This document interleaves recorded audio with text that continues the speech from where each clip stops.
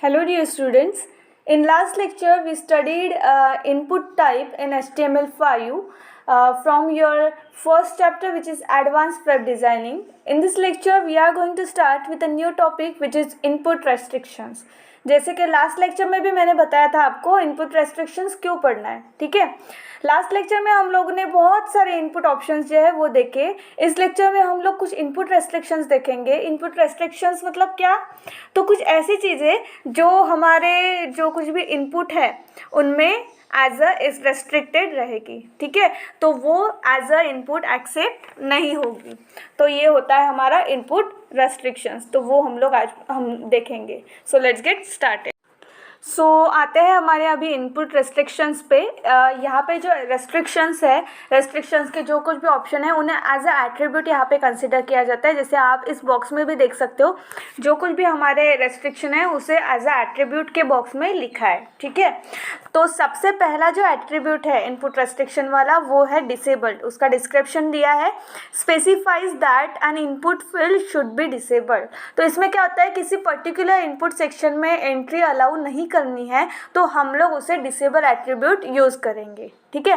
Next जो हमारे दो एट्रीब्यूट है वो है maximum and minimum attribute. Maximum का डिस्क्रिप्शन दिया है, specifies the maximum value of for an input field, और मिनिमम का डिस्क्रिप्शन दिया है, specifies the minimum value for input field. तो इन दोनों में क्या होता है, मैक्सिमम और मिनिमम एट्रीब्यूट में इनपुट फील्ड में हम लोगों को अगर नंबर के लिए मैक्सिमम या फिर मिनिमम जो कुछ भी रेंज है हम लोग इस एट्रीब्यूट की हेल्प से सेट कर सकते हैं। तो ये होता है हमारे मैक्सिमम एंड मिनिमम एट्रीब्यूट।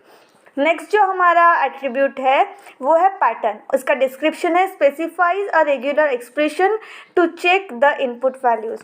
तो यहाँ पे क्या होता है, जो पैटर्न समझने के लिए एक हम लोग जो एग्जाम्पल कंसिडर करते हैं। जैसे अगर ईमेल वगैरह होते हैं, ठीक है, तो ईमेल में आप, जैसे मैं स्क्रीन पे भी आपको दिखा के देती हूँ कि ईमेल एड्रेस का पैटर्न कैसे होता है। तो उसका पैटर्न होता है, सबसे पहले जो कुछ भी आपका XYZ आपको जो कुछ भी यूज़र नेम देना है वो आप देते हो, फिर उसके बाद @ आता है, फिर उसके बाद जो कुछ भी आप लोग जैसे Gmail है .com है या फिर yahoo.com है, तो इस तरह से हमारे जो कुछ भी है ईमेल एड्रेस का पैटर्न होता है, ठीक है। तो using this pattern attribute what we are doing, हम लोग जो कुछ भी रेस्ट्रिक्शन है वो डाल रहे हैं कि इसी पैटर्न में आपको इनपुट अलाउड है, ठीक है। तो अगर आपको ऐसे कुछ रेस्ट्रिक्शंस पैटर्न रिलेटेड अगर रेस्ट्रिक्शंस आपको देने हैं, जैसे मैंने अभी आपको एक ईमेल एड्रेस का पैटर्न बताया, तो उस तरह से अगर आपको देना है रेस्ट्रिक्शंस तो आपका ये जो पैटर्न वाला एट्रीब्यूट है वो आप लोग यूज़ करोगे, ठीक है। सो नेक्स्ट हमारा एट्रीब्यूट है रीड ओनली। उसका डिस्क्रिप्शन है, specifies that N input field is read only, can not be change, ठीक है। तो जैसे नाम से ही समझता है, क्या समझता है, तो यहाँ पे इनपुट फील्ड में जो कुछ भी लिखा है वो सिर्फ हम लोग पढ़ सकते हैं, कोई भी चेंजेस बाय यूजर्स यहाँ पे अलाउड नहीं है। तो ये होता है हमारा रीड ओनली पैटर्न।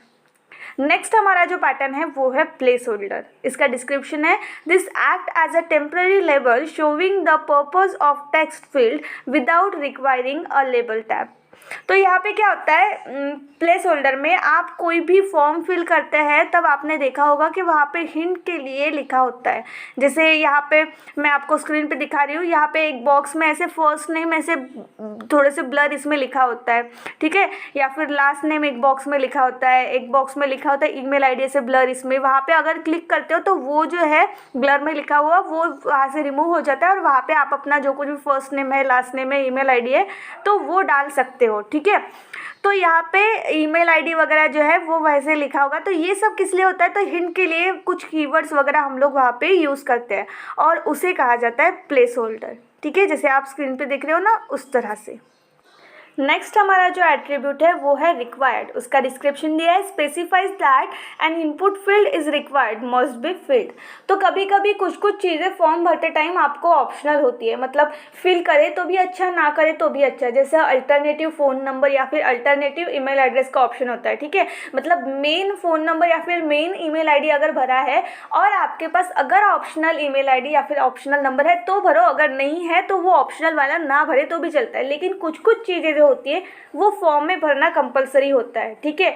जैसे आपका डेट ऑफ बर्थ भरना कंपलसरी होता है, ठीक है, वो अगर छोड़ दो तो आपका फॉर्म जो है वो आगे प्रोसीड ही नहीं करता। आपका जो नेम है, फुल नेम है, वो भरना कंपलसरी होता है, वो अगर आप छोड़ देते हो तो आपका फॉर्म आगे प्रोसीड ही नहीं करता। तो ऐसे जो हमारे एट्रीब्यूट है, रिक्वायर्ड एट्रीब्यूट की मदद से हम लोग वो वहाँ पे रेस्ट्रिक्शन डाल सकते हैं कि ये इनपुट आपको भरना कंपलसरी ही है, ठीक है। फिर उसके बाद नेक्स्ट हमारा जो एट्रीब्यूट है वो है ऑटो कंप्लीट। उसका डिस्क्रिप्शन दिया है, स्पेसिफाइज वेदर द फॉर्म और the input field should have auto complete on और ऑफ। तो यहाँ पे ऑटो कंप्लीट अगर आप ऑन करते हो, ये जो ऑटो कंप्लीट वाला एट्रीब्यूट अगर आप ऑन करते हो तो आपने इनपुट में जो कुछ भी पहले सबमिट किया है तो वो फिर से आपको प्रॉम्प्ट करते हैं। जैसे आपने कभी इससे पहले अगर ऑनलाइन फॉर्म वगैरह कुछ भरा होगा, ठीक है, तो उसमें जो कुछ भी इंफॉर्मेशन आपको दी गई है वो आपको प्रॉम्प्ट करती है। जैसे मैं स्क्रीन पे दिखा रही हूँ, अगर ऐसा आपका जो स्क्वायर होता है वहाँ पे अगर आप अपना ईमेल आईडी डालने जा रहे हो तो अगर पहले से कोई ईमेल आईडी डाला हुआ है तो वहाँ पे प्रॉम्प्ट करता है, आपको रिक्वायर्ड है तो आप सिलेक्ट करो उसको और फिर वहाँ पे डाल दो। तो इस तरह से वो जो ऑटो कंप्लीट वाला ऑप्शन जो है वो भी यहाँ पे अवेलेबल है, ऑटो कंप्लीट वाला रेस्ट्रिक्शन यहाँ पे अवेलेबल है। तो इस तरह से हमारे कुछ रेस्ट्रिक्शंस हम लोग ने इस लेक्चर में देखे। नेक्स्ट लेक्चर में हम लोग बाकी बचे हुए रेस्ट्रिक्शंस देखेंगे। Until then, bye bye.